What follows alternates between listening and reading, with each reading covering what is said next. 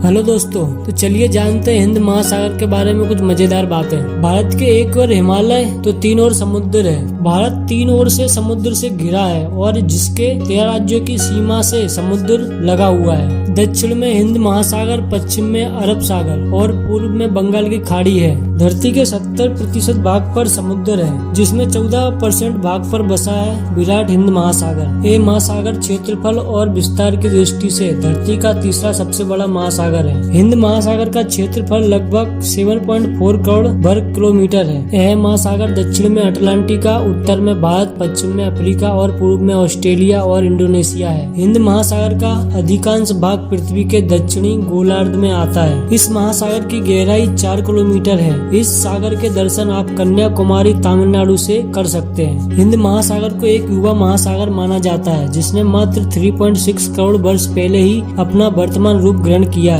इस महासागर में स्थित अधिकांश द्वीप महाद्वीप खंडों से टूटकर अलग हुए भाग हैं, जैसे अंडमान तथा निकोबार द्वीप समूह, श्रीलंका, मेडागास्कर तथा जंजीर। यह हिंद महासागर और प्रशांत महासागर से जुड़ा हुआ है। मतलब ये महासागर अटलांटिक महाद्वीप के निकट प्रशांत अटलांटिक महासागर से मिल जाता है। हिंद और प्रशांत महासागर का पानी आपस में मिश्र नहीं होता। वैसे तो महासागरों का पानी एक ही दिशा में बहता है, परंतु हिंद महासागर का पानी बहाव गर्मी में भारत की ओर बहता है और सर्दियों में अफ्रीका की ओर बहता है। इस महासागर में विश्व की 2 बड़ी नदियां ब्रह्मपुत्र और गंगा की जलराशि विसर्जित हो जाती है।